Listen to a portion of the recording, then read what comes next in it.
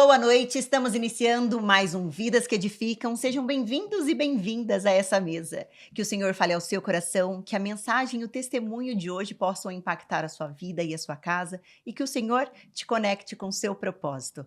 Caio, você trouxe bloquinho e caneta para anotar as dicas que vão sair nessa mesa hoje? Com certeza, hoje a gente vai ter, acho que, muitos insights, muitos aprendizados, Bora! né? E hoje a gente tá aqui com ele que é pai, ele que é esposo, é um servo de Deus, é um Amém. empreendedor. Estamos aqui com o nosso irmão Wesley Ramos. Seja muito bem-vindo à nossa mesa. É um prazer te receber aqui, irmão. Obrigado pelo convite, agradeço a Deus por essa oportunidade, né, de contribuir aqui com vocês, com esse projeto lindo, maravilhoso que Deus colocou no coração de vocês. Tenho certeza que Deus tem muito para você aí que está nos assistindo. Amém, glória a Deus. Amém. Irmão Wesley, muito obrigada pela sua participação. É uma honra ter você aqui na mesa, um privilégio poder aprender com o que Jesus tem derramado sobre a sua vida. E eu vou começar te perguntando como é que você se tornou um homem do negócios com propósito, como Jesus foi forjando você nessa caminhada com ele, como é que começou o seu processo, você já era convertido, como é que foi tudo isso? É interessante, eu era católico, né, não praticante, mudei de cidade e depois que eu mudei para Mogi, realmente me tornei um católico não praticante. E fui crescendo numa empresa, vim trabalhar numa empresa aqui em Mogi, no Mogi Shopping, e fui realizando meus sonhos, né? Desde os 12 anos eu tinha alguns sonhos culturais que nós temos, né? Ter uma família, ter um carro, ter uma casa, ter um bom emprego, né? Um emprego, geralmente um emprego, né, de uma multinacional, que era naquela época, multinacional, que já era um sucesso, ter uma faculdade. E faltava eu cumprir o quinto sonho, que era ter um emprego. Já tinha todos os outros sonhos. Quando eu cumpri com 38 anos, foi quando fui trabalhar na segunda maior empresa do segmento, que a gente trabalhava na época, era de shopping center, e aí eu realizei meu sonho. Só que daí foi quando eu me senti realmente sem sentido. Falei, o que está acontecendo? Só faltava esse sonho, aí foi quando caiu a ficha de falar de propósito, porque eu tinha realizado que um sonho sem propósito, eu tinha realizado sonhos culturais, sonhos do exterior, da cultura brasileira, da cultura da família, da cultura até religiosa, e foi quando eu falei, ué, mas o que está acontecendo? E aí eu perdi um pouco do sentido de trabalhar, eu queria separar da minha família, queria até morrer. Então eu falei, mas como que pode? Você realiza um sonho que quase ninguém conquista e a gente se sentir não feliz, enfim. E aí foi quando eu comecei a buscar algo diferente. Falei, não, então vou sair desse lugar e vou empreender. Só que eu quero empreender diferente. Eu já queria empreender de uma forma diferente. Isso foi em 2009. Falei, minha empresa vai ter que ser diferente. Vai ter que ter alguma coisa a mais. E aí quando veio a palavra propósito. Mas por quê? Porque eu fui para Jesus, fiquei 2 anos estudando Jesus, parábolas, li a Bíblia, estudando realmente a Bíblia, porque a gente lia muitas coisas técnicas, mas lia pouca Bíblia. Eu já estava convertido há 1, 2 anos mais ou menos, naquele primeiro contato com a igreja. A minha esposa começou a ir para a igreja, eu falei, vou ter que ir com ela, porque não posso deixar ele ir sozinho, né? A gente é casado, mas ia para fazer companhia e muita resistência, principalmente na hora do dízimo. Eu era craque para protestar naquele momento. Né? Eu tinha muitos fundamentos, enfim. E 2 anos depois que eu abri o negócio 2 anos sem lucro, fui abrir o negócio ganhando 70% menos do que eu ganhava, porque eu estava numa gerência, né, recebendo bônus e tudo mais. E eu falei, não, 70% menos, tudo bem, mas 2 anos sem lucro, e aí gerou o quê? Um problema. 2 anos depois é que realmente eu fui para Jesus Cristo, que daí não é mais minhas forças, não é mais meus conhecimentos, faculdade, pós, livros, seja o que for. Eu estava no segundo projeto, ou seja, eu tinha realizado meus 5 sonhos, depois fui para o meu 6º sonho, que é empreender, e estava falindo. Para onde que eu iria depois? Trabalhar já não teria mais sentido, empreender também não. Aí foi quando eu perdi, assim, eu falei, não tem mais sentido, eu não sou um marido falido, sou um empresário falido, sou um empregado falido. O que acontece? Lendo a Bíblia, comecei a entender que tinha algo a mais. E aí foi quando comecei a entender o propósito de vida, o propósito de negócio, o propósito de relacionamento. Comecei comigo, no off, nem nada de Instagram, nada de... E aí comecei a falar de propósito para mim mesmo, para minha família. E o livro veio na Covid. Uhum. Né? Por quê? Porque a gente estava na frente, tinha assumido 6 meses à frente do Ministério de Negócios da empresa, Manancial da Fé, e os empresários estavam com mais medo e mais medo do Covid, daquela pandemia. Eu falei, o pessoal que é cristão está com mais medo e mais apavorado do que quem está fora, imagina quem está lá fora. Uhum. E eu falei, eu tenho que ajudar esse pessoal que está na igreja. Foi quando Deus me deu uma luz, 2 horas da manhã, eu acordei e falei, vai escrever. Uhum. E fiquei até 6 horas da manhã escrevendo, e aí ele me deu 3 livros para escrever, esse é um dos 3. E aí foi para ajudar os empreendedores naquele momento que estava lockdown, tudo fechado, empresa fechada. Para eu levar uma palavra de bênção para eles, eu teria que ir como autoridade, e o livro me daria essa autoridade. Então eu fiz o livro para quê? Estritamente para aquele momento. Não foi para ficar rico, nunca coloquei no Amazon. E não tem a finalidade, o propósito, o motivo de escrever aquele livro foi edificar os empreendedores daquele momento que estava passando com essa dificuldade. Então esse nasceu o livro Negócio com Propósito, e o propósito mesmo já vem estudando lá atrás, quando eu abri o negócio, 2 anos depois, que estava falido, não tinha nem R$3 para voltar, ia trabalhar de trem, e só que eu não tinha nem como voltar, não tinha o dinheiro. E aí eu fui realmente para Deus, 33 dias ali orando, e depois 1 ano estudando a Bíblia, e depois as parábolas de Jesus. Jesus me tornou um grande amigo meu. E aí o que aconteceu? Aí eu comecei a entender os motivos, motivo de qualquer criação.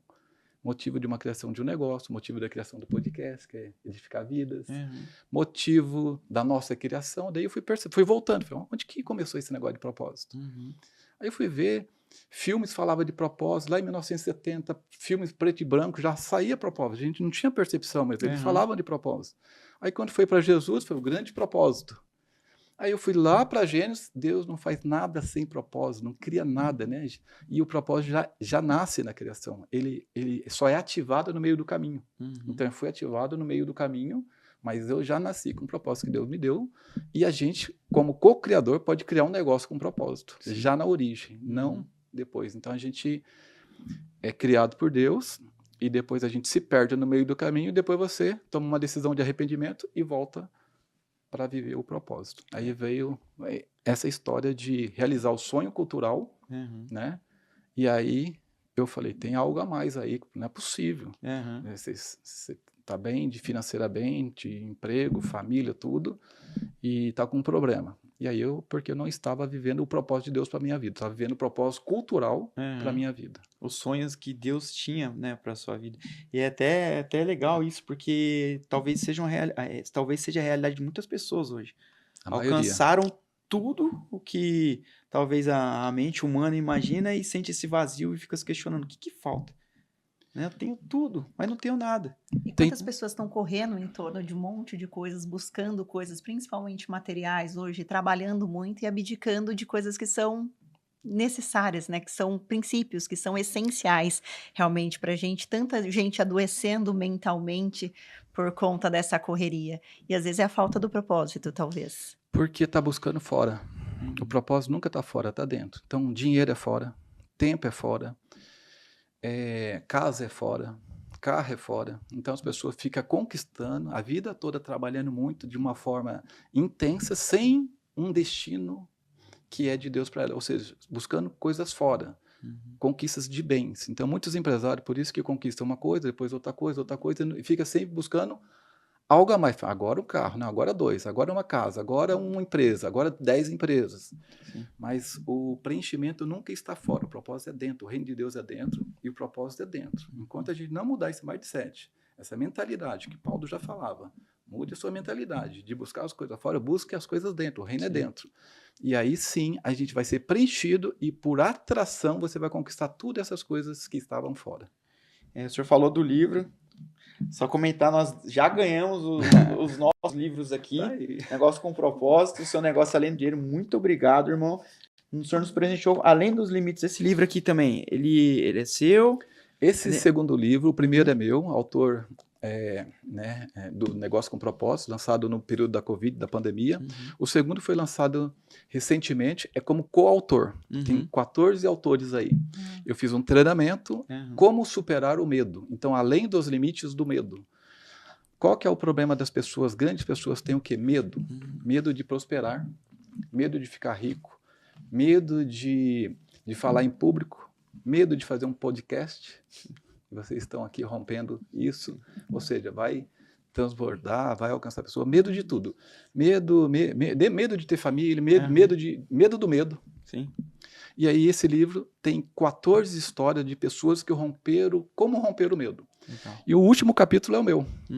No que ele diz, justamente quando eu assumi o Ministério de Empreendedores da Igreja Manancial da Fé, pastor Eduardo falou, faz a abertura lá no Negócio com Deus, chamava na época. Era no início, né?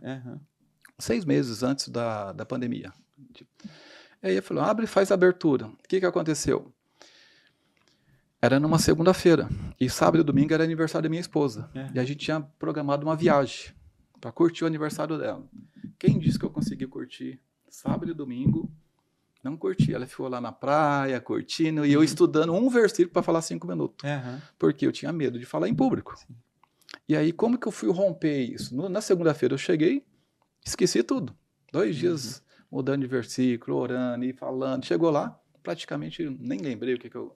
De tanto tenso. Por quê? Porque eu tinha um medo de não ser aprovado pelo que eu iria falar. E aí, lendo a Bíblia, o que eu entendi? Que a gente não faz nada para aprovação de ninguém. Eu faço a aprovação de Deus. Só que Deus já me aprovou, então não preciso ter medo. Então, tudo que eu vou fazer para glorificar Ele e, através da minha vida, para alcançar pessoas. Eu vivo aquilo primeiro, me encho, para transbordar, porque um copo vazio não transborda. Sim. E aí, o que acontece? Comecei a mudar essa percepção. No que eu mudei a percepção, falei, agora eu vou subir aqui para falar para Deus. Agora eu vou subir aqui para... E aí eu fui perdendo o medo. Sim. E aí eu coloquei no livro, como perder o medo de falar em público, falando para Deus. Sim. Então, quando eu vou subir em alguma coisa, primeira coisa, eu oro, Espírito Santo, lá quietinho no meu canto, falo assim, Espírito Santo, às vezes eu nem sei o que eu vou falar 1 minuto antes de subir. Sim. Eu não sei nada. Eu fui daqui em Alphaville falar E eu chegando, faltando 30 segundos, o cara me chamando, eu falei, Senhor, o que eu vou falar? E aquela vez foi eu falei, mãe, tá na hora, tá me chamando. Aí eu falei, não, mas não vou ficar com medo, era para ativar o meu medo. Eu falei, não vou ficar, lá na frente vai vir o que é para eu falar. Ou seja, quando a gente fala para Deus, você fala para quem já te aprovou. Então você não precisa falar para ser aprovado. Seja você mesmo e fala aquilo que eu sei que o Espírito Santo vai tocar no coração de muitas pessoas para também praticar isso e perder o medo. Então, primeiro, perder o medo de falar em público é falar para Deus. Perder o medo de prosperar, Deus. Perder o medo, você vai tudo para Deus. E aí o que acontece? Porque muita gente tem até medo de ter dinheiro na conta, de assinar um cheque maior. E aí você repele. Você não atrai no seu visível o que você repele no seu invisível. Então, o que acontece? Como que você vai atrair prosperidade se você está no invisível, no inconsciente, repelindo, afastando? Você só fala da boca para fora. Uau. Quando o senhor fala, tô lembrando quando Jesus ele vai começar a fazer um envio. E ele fala exatamente, não se preocupe com o que vocês vão falar. Porque se a gente está debaixo do direcionamento dele, ele dá as palavras. Boa. Porque se a gente quiser ficar indo na força do nosso próprio braço, certamente não vai sair nada. Mas a partir do momento que a gente vive na dependência, assunto encerrado, ele dá as palavras. Vai se perder, não vai ser você. Às vezes vai querer copiar alguém, vai perder a tua essência. Exato. Você tem que ser você. Exato. Wesley, a gente está falando aqui da questão do propósito, mas eu queria entender um pouco, nós queremos entender como que foi o momento em que o senhor conheceu Jesus, que o senhor falou pra gente que o senhor estava indo junto com a esposa, só que teve um momento que teve uma virada ali. Como que foi esse seu encontro pessoal com Jesus? Eu tive, alguns momentos com o Espírito Santo. Então, no primeiro momento, estava na igreja, acompanhando ela, e estava o momento de dízimo. Malaquias 3:10 foi ministrado. E eu falando, de novo, olha só, eu era craque, falei, poxa, o pessoal não tem nem inteligência. Como é que vai pedir contribuição antes da palestra? Para mim era palestra. Nem começou a palestra, por que já estão pedindo? Entrega algo valioso, com profundidade, depois vocês pedirem, vocês vão receber muito mais do que você pedir antes. Então eu já estava com essa crença na cabeça. e não entendia o princípio do dízimo, da oferta, da contribuição, da generosidade. E aí, Deus. E aí Malaquias, eu comecei a prestar atenção um pouquinho no versículo de Malaquias, e lá está Deus permitindo que desafie ele, né? E ele falou, se você me desafiar, você receberá tantas bênçãos que não vai conseguir nem carregá-las, resumindo. Eu falei, mas para lá, esse Deus, desse universo, galáxias, pessoas, criou tudo no mundo, ele permite eu desafiar ele com dinheiro, que ele diz que vai me abençoar? Será que é isso mesmo? Tá bom, Deus, já que você é bom, eu desafiei ele, peguei tudo que eu tinha na carteira, e era muito, né? R$100. Porque sempre era só sobra, né? Coisinha assim. E era o dinheiro da semana, que naquela época eu estava endividado. Eu falei, eu quero ver o que você vai fazer comigo, Senhor. Você não é bom? Desafiando mesmo. Sim, no íntimo, né? Sem pegar o envelope e fui para a fila para entregar no gasofilácio. O que aconteceu? Eu falei, meu Senhor, o que está acontecendo aqui? Eu estou passando mal?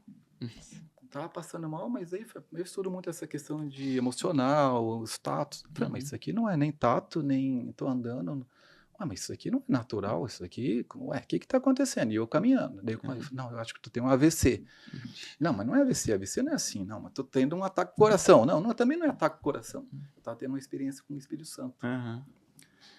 E aí, assim, não dá nem para falar muito, senão eu falei, o que está acontecendo ali, né? Você não está nem caminhando. Você não estava nem caminhando e chegando o negócio ali, só que eu não entendi que era.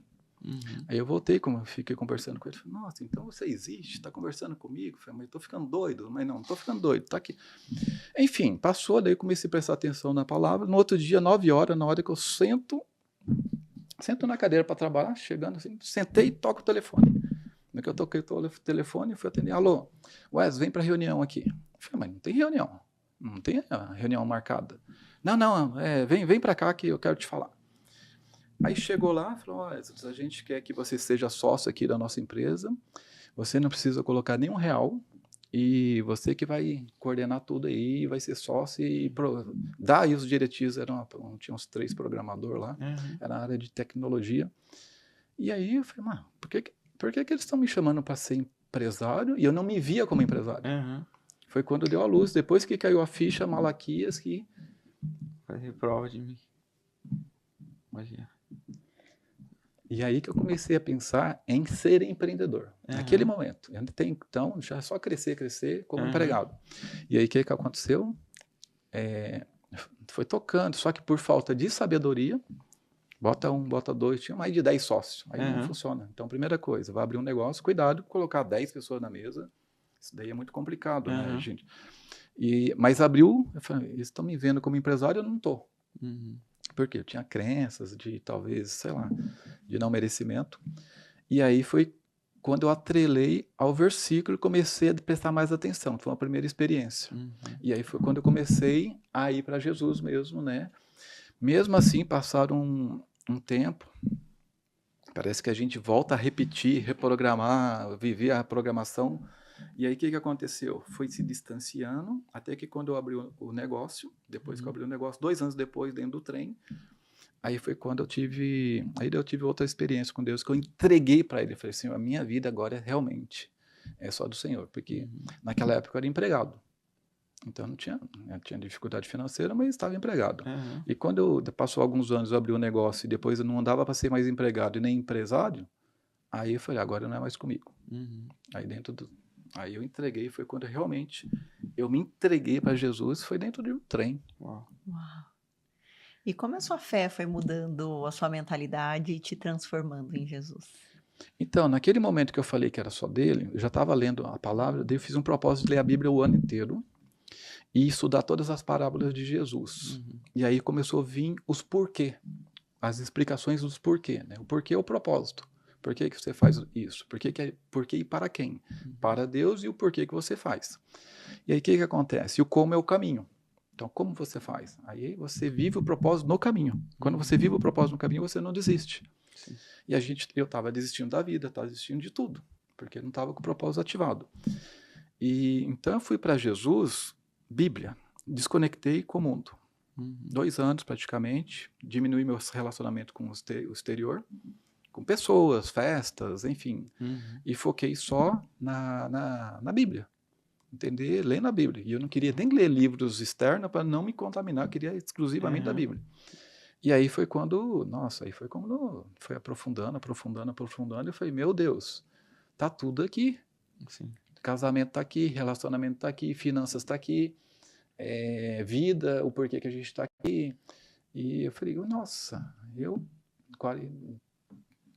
estudando os outros livros, faculdade, pós, não sei o quê, mas estudava pouca Bíblia. Depois que eu comecei só a estudar a Bíblia, e aí eu falei, aqui está o propósito. Por isso que eu começo a falar tudo de propósito em todas as áreas.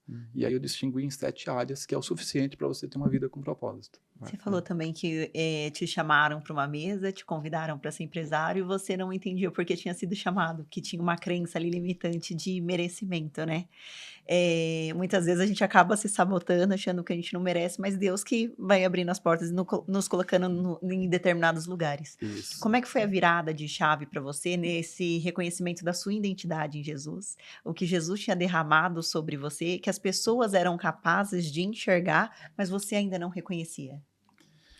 Então, depois eu comecei a estudar muito sobre alma, comportamento, né? Perfil comportamental, alma. E eu entendi o quê? Que a salvação nossa, nós temos que, o governo, Deus nos deu para governar a alma. Então, muitas pessoas não estão governando a sua própria alma. Só que a referência é Jesus Cristo e a referência é a Bíblia. Então, para eu governar, eu tenho uma referência. Na hora que eu entendi isso, eu governo não mais pelo meu querer, não mais pelas minhas vontades, não mais pelas minhas crenças que eu fui adquirir na minha adolescência e na minha juventude, não mais pelos meus conhecimentos técnicos. E eu também entendi o seguinte, que existe uma dualidade.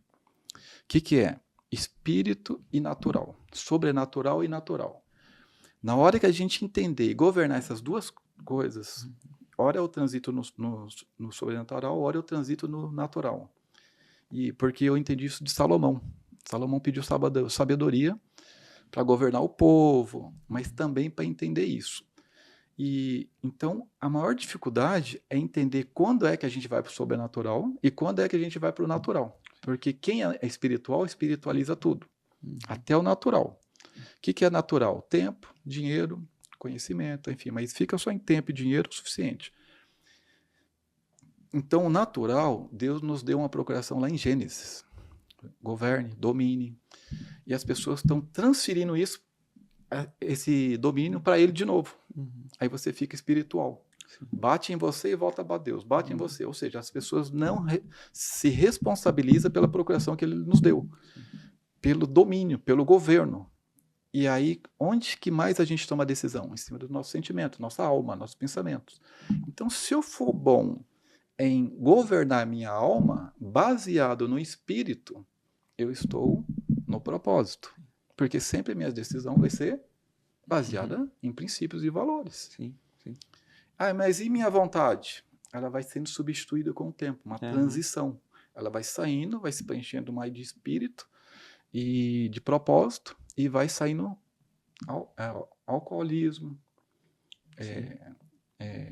drogas, prostituição, pecado, isso vai saindo, isso é vai enchendo de uma coisa e vai saindo na outra. Sim. E aí o que acontece? Você vai se transformando no meio do caminho frente a uma decisão que você tomou, baseada nos princípios e valores. Sim. E aí você governa entre o sobrenatural e o natural ao mesmo tempo. Legal. O senhor falando um pouco tempo atrás agora sobre a leitura bíblica, né? Todos os livros são enriquecedores, mas nada substitui a leitura na palavra, né? Não. A gente, é o que o senhor falou, tem tudo lá. Tem tudo. Tem tanta gente buscando livro de autoajuda, assistir podcasts, quando, na verdade, às vezes, uma leitura bíblica pode mudar o cenário, né? Mas a leitura bíblica, ela tem que ser... eu falo que você começa a ler na Bíblia e não para nunca mais.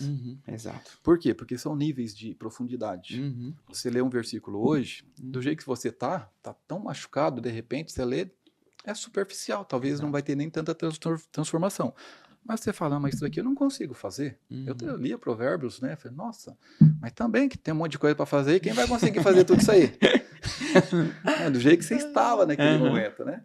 Mas você pega um versículo, vai transformando. Esses livros, tudo é baseado em Bíblia. Esse livro não tem autoridade minha.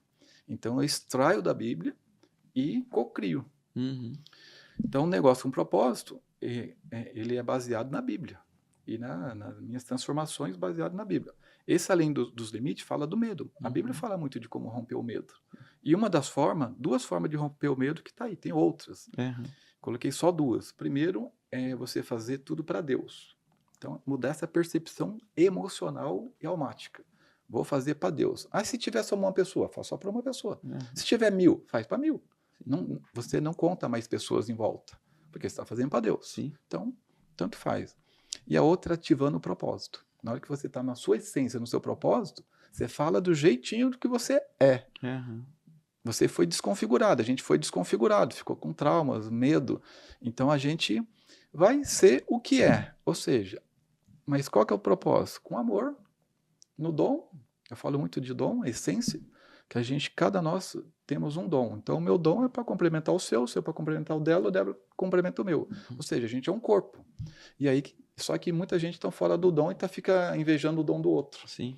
O outro comunica bem, e fala, nossa, eu não comunico tão bem. Comunica do seu jeito. Sim. O outro tem o dom do ensino, e fala, mas eu ensino natural, ele pega originalidade e ensina, os outros não, tem que copiar de alguma coisa. Porque só que ele está ofuscando o dom dele. Às vezes o dom dele é o quê? Profetizar, às vezes é liderar, às vezes é só encorajar. E ele acha que o dom dele mas está ofuscado, está traumatizado. Eu falo que feridas na alma, se a alma estiver ferida, ofusca o seu propósito. E aí toda decisão que for tomada nesse momento, ela não é boa. Sim. Por quê? Porque ela vai ser uma decisão em cima de trauma, não em cima da tua essência. Sim, verdade. O senhor estava falando de um empreendedorismo, né? Quando o senhor trouxe o propósito para isso, eu queria até abordar um pouco mais esse assunto, porque às vezes tô falando dentro do corpo da igreja mesmo agora, não a igreja Manancial da Fé, a igreja no geral. Existem muitos empreendedores que têm as suas empresas, fazem as suas contribuições com dízimos e ofertas, mas não é só isso, né? Eu queria que o senhor discorresse dessa diferença de uma empresa que só visa lucro e uma empresa que visa o propósito, que são coisas totalmente distintas, né? São distintos. Um é natural, que é o lucro, que eu estava falando dos dois níveis, e o outro é sobrenatural, que é o propósito. Então, uma empresa que tenha propósito, ela tem que ter lucro e propósito. Uma empresa que só tem propósito, às vezes ela não tem lucro, e ela fecha. E aí ela não potencializa o propósito.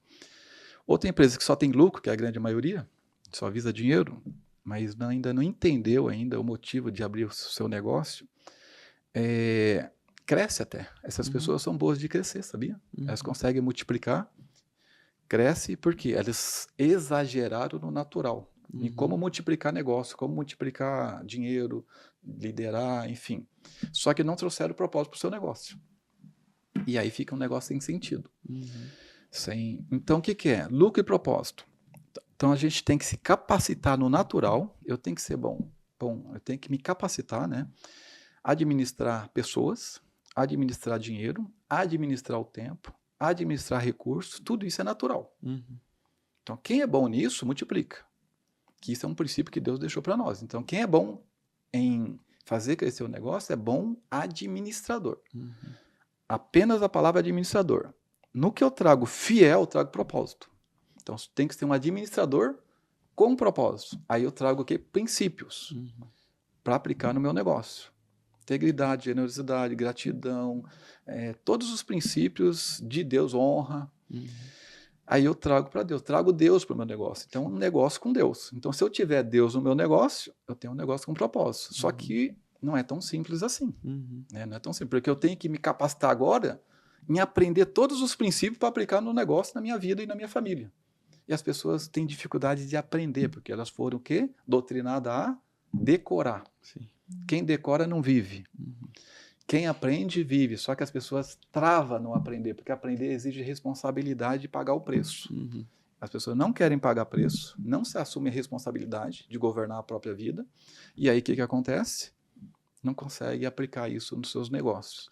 E a maior dificuldade de um empreendedor com propósito é ser o exemplo, porque ele está sendo mirado o tempo todo. Então, você falou que ia fazer e não fez. Você falou que ia dar uma promoção para mim e ainda não deu. Só que a pessoa esquece assim, ó, te dou uma promoção, você atingindo a meta, você crescendo, você mudando a mentalidade, eu te dou a promoção. Ela a pessoa que só aprendeu a decorar, só interessa o resultado. Uhum. E ela fala, não, promoção. Aí ela motiva no resultado, mas não motiva no caminho. Sim. Eu falo, não se motive, o destino é um flash. Deus não deu imaginação, salvação, ok. Santidade, destino, é um flash, é para lá que eu quero. Só que eu tenho que me apaixonar pelo caminho, pela missão no caminho, senão eu não vou. E se eu cumprir a missão no caminho, qual é o meu medo, minha dificuldade de saber que eu vou estar salvo ou que eu vou chegar no destino da minha empresa? Uhum. O problema é inversão de mentalidade. Sim. Foca no destino, é um flash no destino. Agora, vamos colocar aqui energia, administração, tudo nas missões. Sim. Cada missão faz você chegar no destino. Você chega até mais fortalecido, né? Você chega com certeza. Aí é certeza que você vai chegar lá. É fé. Sim. Agora, se eu focar só no final, as minhas emoções, a primeira dificuldade que eu tiver no meio do caminho, eu vou culpar o outro. Sim. Eu vou culpar alguma coisa. Eu vou culpar a falta de dinheiro, falta de tempo, falta de pessoas para me ajudar, que eu estou sozinho, você está com Deus, como que você está sozinho? Sim. Falta de tudo, na verdade é falta de propósito. Sim. Como que você tem aproveitado hoje esse transbordar do Senhor para levar também para outros empresários essa oportunidade de levar negócios e propósitos, né, para dentro das suas empresas? Por onde a gente passa. Então, hoje, nós estamos no Ministério de Negócios com propósito da Igreja Manancial, a gente leva lá. Hoje a gente está num grupo de mastermind em São Paulo, com cerca de 100 empresários, a gente leva lá. A gente vai para as outras igrejas, às vezes testemunhar ou falar sobre os nossos livros. A gente leva. Então, por onde a gente passar, a gente está levando. No meu negócio. Então, basicamente, assim, na igreja, no grupo de mastermind que a gente está, no meu negócio. E pontualmente, igual aqui no podcast, em alguns podcasts que a gente está fazendo, mas é desafiador. Sim. Porque o meio empresarial, ele é muito focado em dinheiro, lucro. Né? E até mesmo é o propósito natural que eu falo. Sim. Mas falta o propósito ali espiritual mesmo. E por incrível que pareça, a gente tem alcançado alguns empresários aí. Eles até falam, Wesley, você tem que falar mais disso. Vem para cá, vai para lá. E eu tô aqui. Sim. Graças ao convite de vocês aí. Obrigado, Deus abençoe. E como que faz, irmão, para equilibrar a questão da fé e a questão da estratégia, né? Porque quando nós não somos empresários, a gente fala, não, eu tenho fé que isso vai dar certo, que eu vou fazer isso. Mas quando você está falando de uma empresa, tem que ter um equilíbrio. Como que faz isso? Grande desafio. Grande desafio mesmo. Eu tive essa crise no início. Eu tive uma crise assim, eu falei, vou fechar meu negócio e vou só para a igreja. Porque eu não estava com essa pergunta aí. Tá? E aí eu fui lendo alguns livros, que alguns não era só comigo que isso acontecia, né? Então, principalmente pessoas que eram filhos de pastores, filhos de pessoas que cresceram na igreja, que eles queriam empreender, tinham a veia empreendedora, só que a família trazia, não, você vai ser líder, pastor, você vai ser alguma carreira, alguma função na igreja. E aí a pessoa deixava de empreender, só que ela ficava assim, poxa, mas eu queria empreender. E eu tive essa crise lá atrás e fui buscar uma solução. Tem alguns livros que falam disso, tem alguns testemunhos, um empresário argentino, ungidos para o negócio, enfim. Aí o que aconteceu? Eu entendi que é governar o tempo. Então, hoje, 20% a 30% do meu tempo é para propósito. E eu entendi também que eu tenho que me capacitar em negócio e me capacitar em Bíblia, princípio, e eu destinar o tempo. Então, eu atrelei o meu tempo e coloquei importância. O que é importância para o meu negócio? Eu tenho que focar em receita, em visão estratégica. Então, focar mais nisso, em coisas importantes. E aí eu fui transitando. Falei, pera lá, agora eu vou fazer uma reunião de negócio. Eu oro antes, ok. Vou com mais fé. Só que naquele momento, assinar contrato, eu posso orar o que eu quiser. Deus não vai assinar. Aquilo é natural. Na hora de pagar uma conta, amanhã, se eu não for um bom administrador financeiro, gerador de receita, e saber administrar despesas ali para gerar lucro, um fluxo de caixa, e Deus não vai fazer, mesmo eu tendo o coração nele. Porque isso ele delegou para nós. Eu entendi isso. Na hora que eu entendi isso, que eu deixei de espiritualizar na hora que é coisa natural, então eu comecei a discernir o que é natural, o que é sobrenatural. Então, antes de entrar na reunião, eu oro. Isso é sobrenatural. Eu tenho fé, um Deus vivo. Vou pagar as contas. Sou eu. Sou eu. Não adianta eu passar para Deus. Não, Deus vai trazer dinheiro. Não, ele me deu, ele me capacitou, ele me deu vida, ele me deu um monte de recursos, um monte de pessoas, um monte de princípios que se eu aplicar, as pessoas são atraídas para potencializar meu negócio. E aí o que acontece? Eu comecei a discernir e praticar isso. Falei, nossa, mas tem uma pressão aí sim, tá? Tem uma pressão, mesmo depois que você discerne isso, o negócio, ele vai te sugando, ele vai te atração, né? Então, assim, se você começar a ter uma vida com Deus, você também atrai, mas o próprio negócio, ele tem uma vida própria que vai atraindo, daqui a pouco você está mais no natural do que no sobrenatural. Ou o cara já larga tudo e fica só orando ali, Senhor, me traz uma solução. E ele não Sim. Então, eu me capacito muito nas duas esferas, né? Essa semana já fui em evento de inteligência artificial. Isso daí cabe a mim. Para o quê? Para eu aplicar no meu negócio, potencializar a produtividade, visando melhoria do lucro, e aí o lucro é destino para Deus, para minha família e para o meu negócio. Sim. Perfeito. Você falou dessa questão das estratégias, nos negócios. E aí, trazendo um pouquinho mais para perto de quem, por exemplo, está endividado, está passando por algum problema financeiro, quais são as dicas que você dá para essa pessoa? Às vezes é uma mudança de mentalidade, é algo que precisa ser trabalhado de uma outra maneira, para que a pessoa também tenha uma educação financeira, sabedoria ali para operar o que Deus deu para ela, né, para fazer a distribuição correta, às vezes dentro de casa. Nem todos são empresários, mas tem pessoas que trabalham em outras áreas, são CLTs, colaboradores, enfim, e também se endividam, Boa. né? 75% da população brasileira está endividada. Tem um motivo aí. A hora que a gente for analisar, tem toda uma cultura de crédito no Brasil, que a gente não foi preparado para isso. Então a gente compra tudo por crédito. Outra coisa, a gente consumo, ele some. Então, o que é consumo? Supermercado, açougue, farmácia, energia, água. Essas coisas não pode parcelar. A gente não tem educação, então não se parcela. Chega no mercado e fala assim, passa em 3 vezes. Isso é uma cultura nossa. Lembra da cultura do sem propósito? Então isso está enraizado dentro da gente. E a gente vai entrando nessa cultura de endividamento que está tudo bem. A Bíblia não fala para comprar nada com um cartão de crédito. Não tem isso lá. Inclusive, alguns passaram... Lá tem alguns ensinos de como... a Bíblia orienta a não se endividar. Essa que é a questão.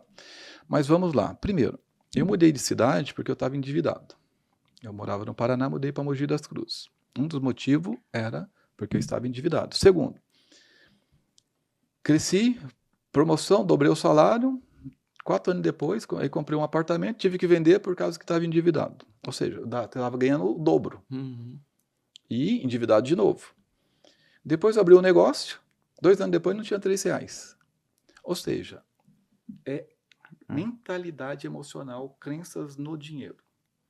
Nós não fomos educados em lidar com essas situações, por causa dessa cultura toda que a gente cresce, que é ruim o dinheiro não é ruim nem bom.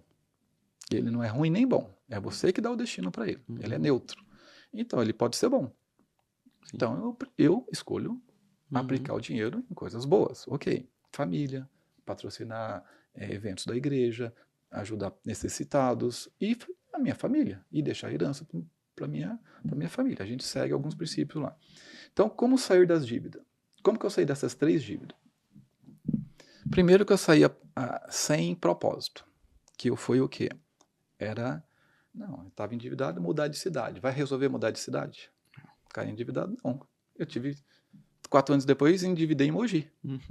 Então, não foi a cidade. Então, até que eu percebi que eram as minhas emoções no dinheiro. Eu tenho Quando você cresce num ambiente muito escasso, e do que você vai ouvindo ali, você vai internalizando isso, tá? E principalmente se tiver alguns traumas ali que a pessoa nem sabe. Então vai criando algumas crenças contra aquilo. E uma das crenças foi quando eu li a Bíblia com 14 anos. Eu não li toda, eu li só Timóteo, eu li algumas partes. E lá falava que o dinheiro era a razão de todos os males, né? A raiz. Mas eu li assim, mas não está escrito assim, né? Está escrito que o amor. Então, o que é o amor? É o nosso maior propósito. O maior propósito espiritual aqui na Terra é amar. E amar é o quê? Entregar, não é gostar. É entrega para o outro. Jesus se entregou livremente. E aí, quando eu estava escrevendo o livro, eu entendi que o amor é o nosso maior propósito aqui. É o propósito espiritual. Depois a gente tem um propósito de outros níveis. E como eu li errado, o que eu falei? Que era a raiz de todos os males. E naquela época eu já tinha a visão de querer ser próspero. O que eu determinei para mim? Que eu não queria ser rico. Eu determinei com 14 anos, 15 anos. E onde eu vim mais sofrer? Nas finanças. Tudo porque eu li errado. Não entendia. Por isso que eu falei de você ler a Bíblia num determinado momento, talvez você não passe a entender, ler até errado. Depois você vai entendendo, você vai dizer, só amor é o dinheiro. Não, o que é amor de Deus? Daí você vai, pera lá. Amor é o nosso maior propósito? É. O resto, o amor cura tudo. Tá faltando amor nesse mundo. Tá faltando amor, porque amor é uma entrega. Eu tenho que me entregar pela minha família, eu tenho que me entregar o meu tempo para Deus, eu tenho que entregar o meu dinheiro. Então, uma entrega. E quando eu entrego, eu recebo, mesmo eu não querendo. Então, tem uma inversão. Então, o que acontece? Sair das dívidas. Primeira coisa, quando eu falo, vai para Deus, ora para apaziguar o coração. Você não pode tomar nenhuma decisão atribulado. E eu tomava decisões, não, tá faltando dinheiro, vamos vender a casa, tem que pagar a dívida. Vender a casa, pagar a dívida, eu tô atribulado, nada. Nada, não vai resolver nada. Só vou perder a casa. Então, primeira coisa, vai para Deus, ora, apazigua o coração, isso é uma jornada, não é assim, orou e já está. Porque o teu emocional, ele manda em você. A pessoa endividada está tão tensa ali, que ela tem que ir baixando de nível. Então, ora 1 dia, 2, 3, 7, 21 dias, faz um jejum, ora até apaziguar o coração. Segunda coisa, dica que eu dou, todo endividado tem como sair, seja o quanto você dever. Na primeira vez eu devia 7 vezes o meu salário, achava que já ia morrer. Na segunda vez eu devia uns 25 vezes o meu salário. Então, depois, já nem sei, 5 folhas no SPC, eu nem fiz conta mais. Falei, vamos pagar. Olha lá, o funcionário do mês, SPC. Não está resolvendo mais fazer conta. Aí eu entendi o quê? Como que eu fui saindo das dívidas? Primeiro, fui para Deus. Segundo, fui buscar conselheiros. Terceiro, você categoriza as dívidas. Saia igual... Davi, primeiro, antes de matar o Golias, ele matou urso e leão. O que isso significa? Que é uma das técnicas que a gente usa, inclusive no curso de finanças da igreja, que a gente explica isso, e em ambientes também. Você não vai conseguir resolver suas dívidas pela orientação técnica. Pague o que tiver maior juros. Não é assim que você sai das dívidas. Você só vai ficar mais atolado. O cartão de crédito é alto, parcela, paga 2, 3 vezes e enrosca de novo. Aí você confessou a dívida. Eu não tenho mais poder de negociação naquilo. Então, o que acontece? Apazigua o coração, ora, categoriza as dívidas em pequena, média e grande, começa resolvendo pelas pequenas para te fortalecer em negociação e em espírito para ir para as maiores, que é o Golias está na grande. Então, segunda técnica. Terceira, determina um dia D. O que é esse dia D? 31 de dezembro. As pessoas têm dificuldade de visão de longo prazo, quer resolver a dívida tudo agora. Eu demorei 2 anos para sair das dívidas. Qual o problema? Só ir. Agora, se a pessoa não ter esse dia D, não apaziguar o coração, começar pelas mais difíceis e não ter uma organização, e o que vai acontecer? 2 anos vai passar e ela vai estar pior do que antes. Então, nós temos 10 dicas lá no curso de finanças que a gente passa lá. Passei 3 aqui para vocês. Apazigua o coração, comece pelas pequenas, determina o dia D, busque um conselheiro cristão que já passou por aquilo, que ele vai sentir o que você está sentindo. E fique em paz. Todo mundo é possível sair de dívida. Todo mundo, porque como que funciona, só para finalizar isso? Então, eu tinha dívida, por exemplo, hoje talvez 100 mil reais, eu pagava por 8 mil reais. Eu falei, mas se eu colocar minhas emoções em 100 mil, eu não saio. Mas depois de 6 meses, 1 ano, essas dívidas, elas caducam, viram um tal do PDD, provisão de débitos devedores lá com eles. Você negocia a 5% a 10% da dívida. Então, se você deve 100 mil, quanto você deve? 10 mil. Fazendo acordo. Sim. No momento certo, no final do mês, quando ele estiver batendo a meta, você juntou os 10, você tem que ter isso. Então, eu consigo pagar 1.000 por mês. 10 meses depois você tem 10 mil. Mas a minha dívida foi para 100 mil. Calma, você com dinheiro e depois de 6 meses, 1 ano, aquela dívida, ela não é que não deixa de ser ajuizada, ela só administrativamente que ela sai do fluxo de recebíveis da empresa e entra em perda. Fala, isso aqui eu já perdi. Aí qualquer valor que você negociar depois, eles fazem. Sim. Entendeu? Agora a pessoa fica atribulada e tensa já 1 mês sem pagar. Não vou dormir no mês que vem porque não paguei 2 meses. Calma. Primeira coisa, calma. Sim, eu tive uma situação na pandemia, eu e minha esposa, pela questão de já o trabalho já não ter mais, eu entrei numa dívida gigantesca também, de tudo que tinha, vai acumulando.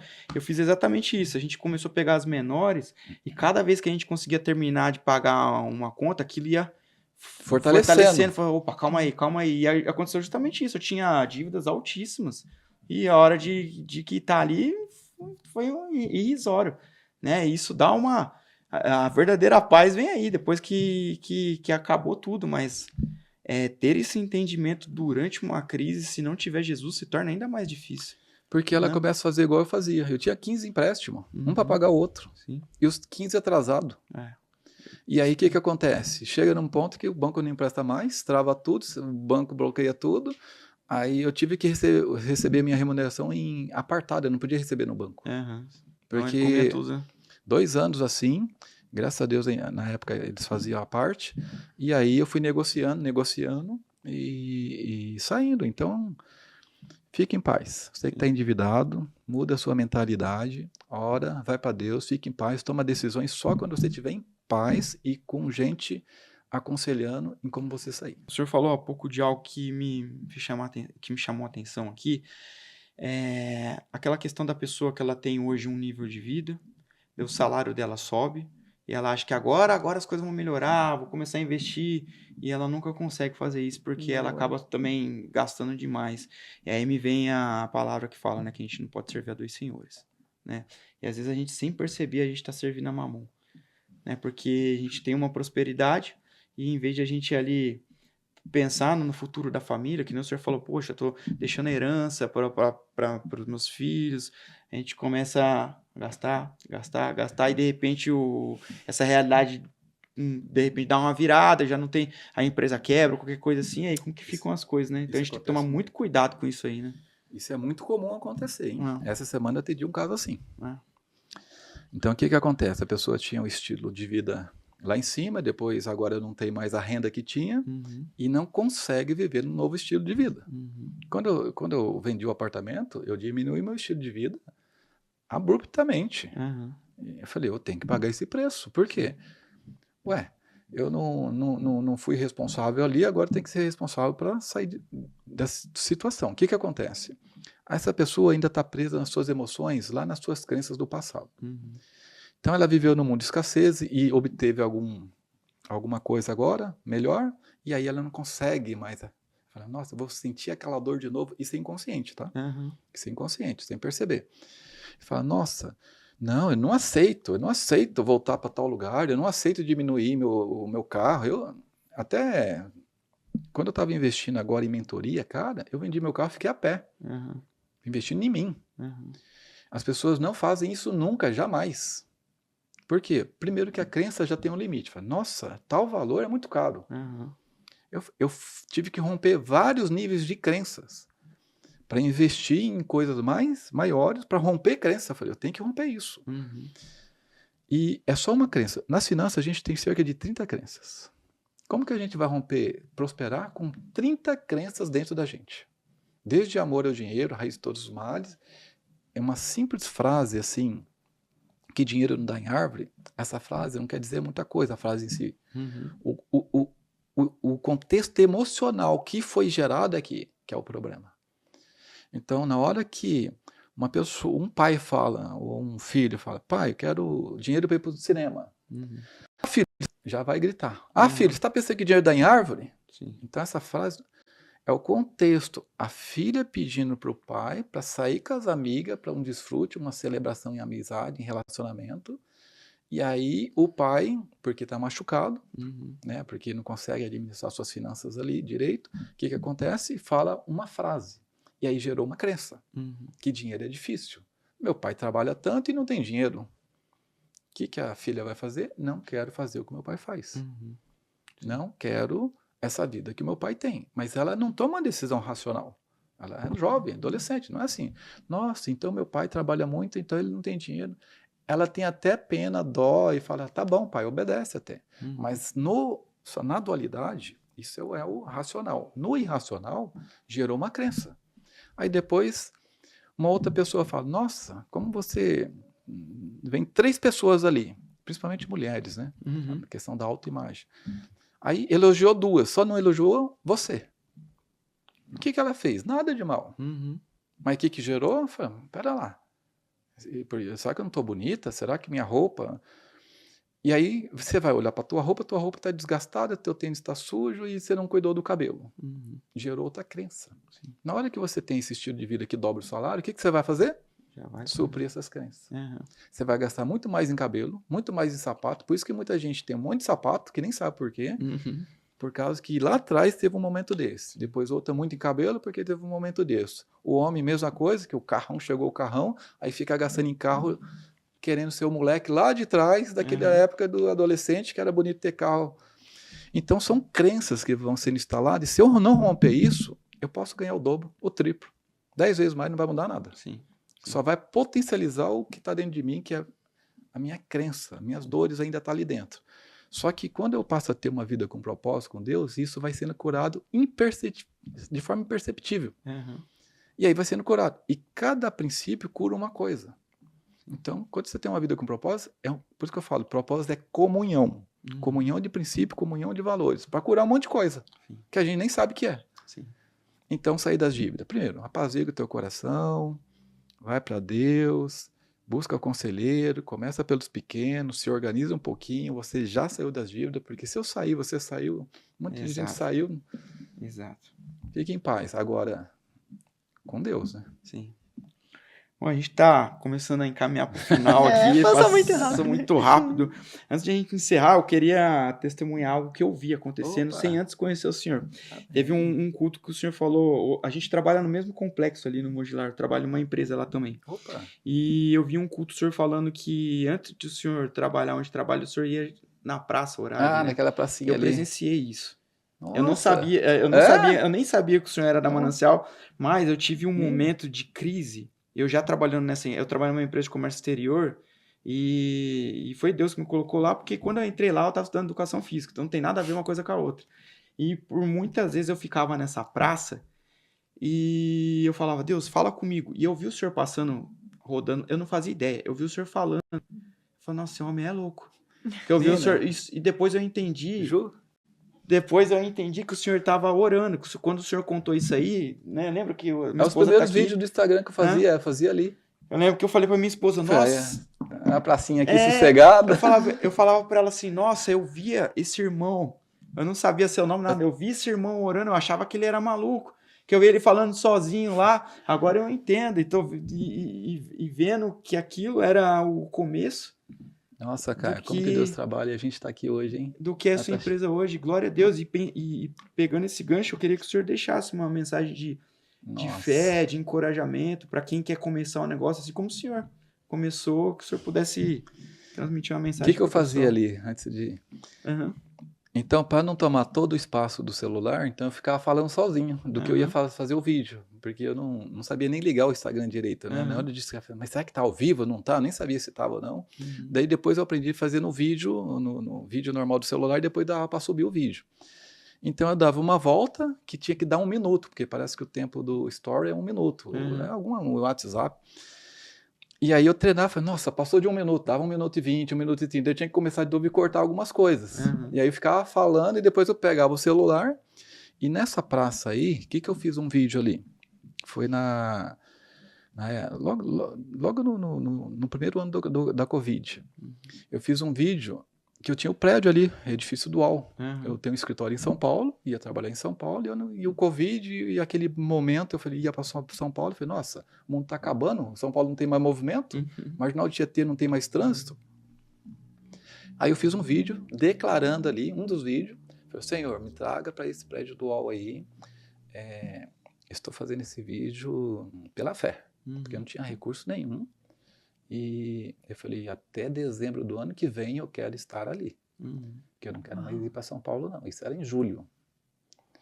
Porque a Covid foi mais ou menos em março, né? A fechamento, daí em julho.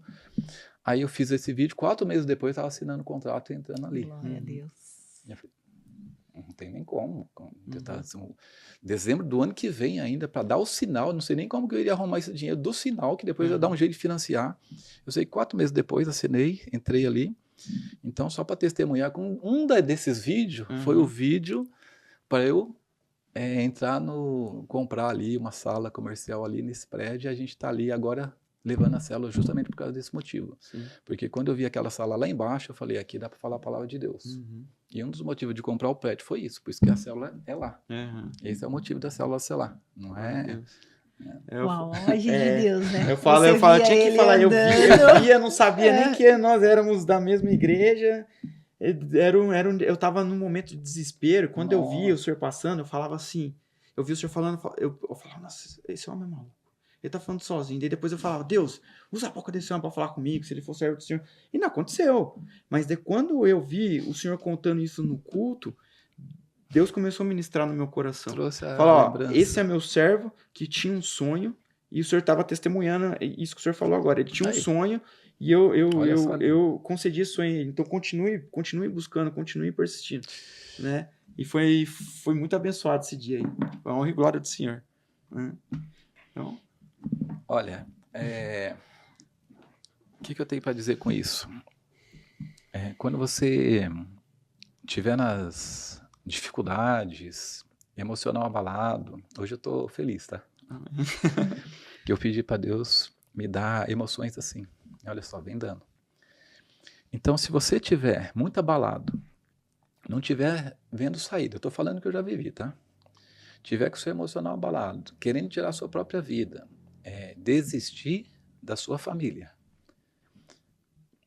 Primeiro, vai pro off. Não é em público. Então eu estava nessa praça, por quê? Porque era sozinho. Mas era eu e Deus. Então o que eu quero que vocês não desistam, não tomem nenhuma decisão precipitada no momento que vocês estão com muita dor. Vai para Deus, abre a Bíblia, ora e apazigua o coração. E trabalha no off, que eu chamo, nos bastidores. Declara que vai sair daquele lugar, declara que para Deus trazer alguém para ajudar, declara e filma para testemunhar que o que ele fez comigo pode fazer com vocês. Amém. Glória a Deus. Amém. Uau! Wesley, muito obrigada pela sua participação no Vidas que Edificam. Que o Senhor continue abençoando a sua casa, a sua família, o seu ministério, os seus negócios. Que Ele continue te usando poderosamente para alcançar empresários, empresas, para transformar realidades, para tirar muitas famílias das dívidas, porque você já vem fazendo isso. Eu sou testemunha do que você vem transbordando na vida das pessoas, porque, glória a Deus, meu marido faz parte do ministério que você criou dentro da nossa igreja. Que o Senhor continue levando cada vez mais filhos para próximos de você, para poder testemunhar da tua humildade, do que o Senhor vem transbordando e recebendo também, né, do que o Senhor vem fazendo na sua vida. Porque você realmente é uma bênção, sua família é uma bênção, leva o nosso carinho para a Neiva também, que é do propósito uma que eu chamo. bênção, uma pessoa muito iluminada, tem sempre um abraço delicioso, um sorriso para receber a gente, sempre muito amorosa. Mando nosso carinho para ela. Muito, muito, muito obrigada de coração. Que o Senhor continue te abençoando cada vez mais. Eu que agradeço a Neiva. No momento que eu estava com dificuldade, eu nem sabia, né? Eu fiquei 22 dias fora a serviço e numa empresa para implantar um sistema, um RP lá, 22 dias aprendendo, tal, sistema Oracle, eu não conhecia, tal, só que eu não queria voltar mais para casa. Porque estava justamente nesses 2 anos de dificuldade, né, nos primeiros inícios eu chamo de período de consolidação do negócio, inclusive do podcast. Tem o momento do sonho, que é antes, consolidação, que é uns 2 anos, 7, às vezes, o ciclo de Deus é 7, e depois o crescimento exponencial. E as pessoas desistem na consolidação. E eu estava desistindo da minha família, e ela em oração de joelhos, orando.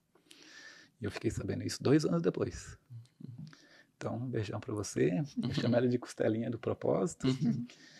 E Luiz é benção, está nessa mentoria de finanças, né? Teu esposo, abençoado. E gratidão aí aos convites, só tenho a agradecer o que Deus vem fazendo na nossa vida. Só para finalizar aqui, lembra que eu falei de Malaquias 3:10, lá na época que eu tinha resistência do dízimo, oferta, e foi a minha primeira experiência com o Espírito Santo, que a palavra disse que ele colocaria tantas bênçãos que eu não poderia carregar. Amém. É verdade. Glória a Deus. Glória a Deus. Glória a Deus.